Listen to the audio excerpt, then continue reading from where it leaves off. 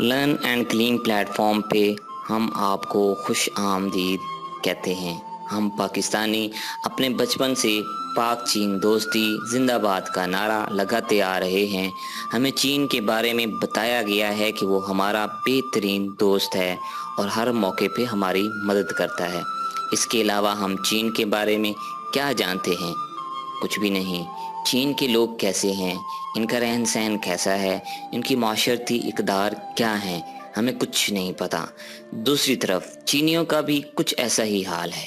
اگر آپ کسی چینی کو بتائیں کہ آپ کا تعلق پاکستان سے ہے تو ایک دم پرجوش ہو کر کہتا ہے پاتھی۔ چینی پاک چین بھائی چارے کے لیے چینی لفظ پاتھیے کا استعمال کرتے ہیں۔ کوئی زیادہ بولنے کا شوقین ہو تو یہی بات پورے جملے میں بھی کہہ دیتا ہے۔ چین پاک دوستی زندہ باد کا نعرہ بھی لگایا جاتا ہے۔ چنگ پایوئے وان سوئے۔ کسی نے اسلام آباد کا نام بھی سن رکھا ہوتا ہے۔ اس سے زیادہ ایک عام چینی پاکستان کے بارے میں کچھ نہیں جانتا۔ عوامی جمہوریہ چین موجودہ چین کو کہتے ہیں اور جمہوریہ چین سے مراد تائیوان اور اس سے ملحقہ علاقے ہیں۔ آئے ہم آپ کو کچھ مزید تفصیلات بتاتے ہیں۔ چین جو ایشیا کے مشرق میں واقع ثقافتی اور قدیم تہذیب کا علاقہ ہے۔ چین دنیا کی سب سے پرانی تہذیب میں سے ایک ہے جو ایک کامیاب ریاست کے روپ میں موجود ہے۔ اس کی ثقافت 6000 سال پرانی ہے۔ جنگ عظیم دوئم کے بعد ہونے والی چین کی خانہ جنگی کے اختتام پر چین کو 2 ملکوں میں تقسیم کر دیا گیا۔ ایک کا نام عوامی جمہوریہ چین اور دوسرے کا نام جمہوریہ چین رکھا گیا۔ عوامی جمہوریہ چین کے ماتحت مرکزی سرزمین چین، ہانگ کانگ اور مکاؤ، جبکہ جمہوریہ چین کا کنٹرول تائیوان اور اس کے ملحقہ علاقوں پر تھا۔ چین کی تہذیب دنیا کی ان چند تہذیبوں میں سے ایک ہے جو بیرونی مداخلت سے تقریباً محفوظ رہیں اور اس وقت سے اس کی زبان تحریری شکل میں موجود ہے۔ چین کی کامیابی کی تاریخ وہ 6000 قبل تک پہنچتی ہے۔ صدیوں تک چین دنیا کی سب سے زیادہ ترقی یافتہ قوم اور مشرقی ایشیا کا تہذیبی مرکز رہا، جس کے اثرات آج تک نمایاں ہیں۔ اسی طرح چین کی سرزمین پر بہت ساری نئی ایجادات ہوئی ہیں، جن میں 4 مشہور چیزیں یعنی کاغذ، کتب نما، بارود اور چھاپا خانہ شامل ہیں۔ عوامی جمہوریہ چین 1949 میں آزاد ہونے کے بعد یہ بہت زیادہ ترقی کی منازل طے کرتا رہا اور ایک قابل تحسین اس کا ایک ریکارڈ موجود ہے۔ چین جیسا کہ بہت تیزی سے ترقی کرتا آ رہا ہے، اسی رفتار سے چین بہت جلد دنیا کی سپر پاور بن سکتا ہے۔ چین دنیا کا سب سے بڑا ایکسپورٹر ملک بھی ہے۔ چین رقبے کے لحاظ سے تیسرا بڑا ملک ہے اور چین ٹیکنالوجی میں بھی بہت تیزی سے ترقی کر رہا ہے۔ چائنا اور امریکہ کا رقبہ تقریباً برابر ہے، لیکن چائنا کی آبادی 3 گنا زیادہ ہے۔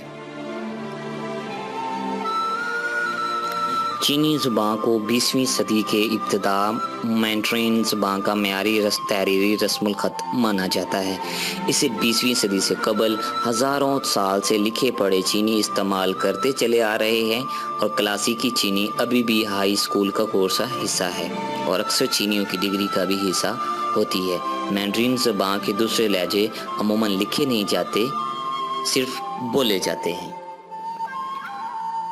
چین کی کل آبادی 1.3 ارب یعنی 1 ارب 30 کروڑ کے لگ بھگ ہے، جو دنیا کی کل آبادی کا 5واں حصہ ہے۔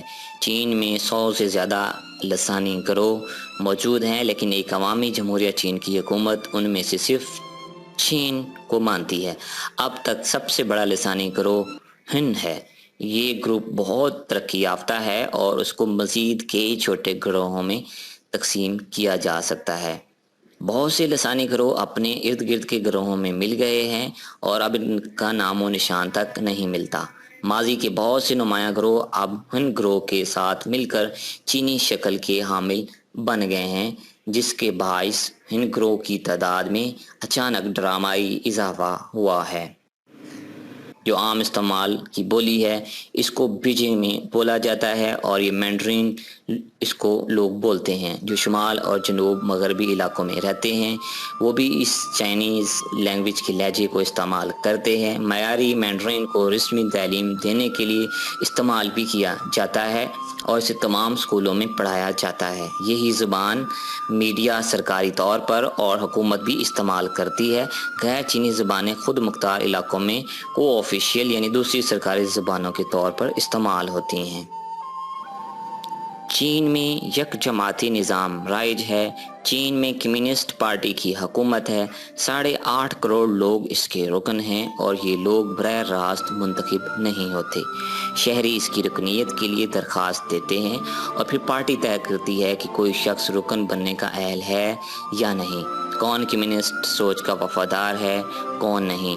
گویا ایک بہت بڑی آبادی سیاسی نظام سے پہلے مرحلے میں باہر ہو جاتی ہے۔ چین میں معاشی آزادی ضرور ہے، آپ کاروبار کر کے ارب پتی بن سکتے ہیں، مگر ایک خاص حد تک۔ اس کے بعد آپ کی جگہ کمیونسٹ پارٹی کا عہدیدار آ کر براجمان ہو جائے گا اور فیصلہ سازی کی ساری پاور اس کے پاس ہوگی۔ ایسا نہیں ہوگا کہ وہ کمپنی کے کاروبار کو متاثر کرے گا، مگر کمپنی بہرحال اس کی مرضی کے بغیر کوئی بڑا فیصلہ نہیں کر سکے گی۔ عوامی جمہوریہ چین کو 22 صوبوں پر انتظامی کنٹرول ہے اور تائیوان کو اس کا 23واں صوبہ سمجھا جاتا ہے، جبکہ تائیوان فی الحال آزادانہ طور پر جمہوریہ چین کی حکومت ہے۔ 22 صوبوں کے علاوہ سرزمین چین کی انتظامی تقسیم میں 5 خود مختار علاقے اور 4 بلدیات بھی شامل ہیں، جبکہ ہانگ کانگ اور مکاؤ کا شمار چین کے خصوصی انتظامی علاقوں میں ہوتا ہے۔ چین کو مینڈرین اور چائنیز لینگویج میں چونگ کوا کہتے ہیں۔ چونگ کوا مطلب ہے درمیانی یا مرکزی اور کوا کا مطلب ہے ملک یا علاقہ۔ اس کا اردو ترجمہ مرکزی علاقہ کیا جا سکتا ہے۔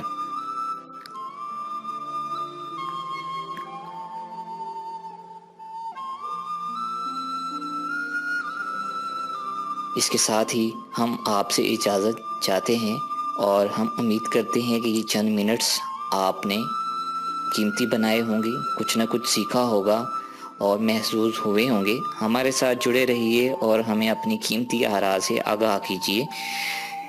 Learn and Gleam is signing out.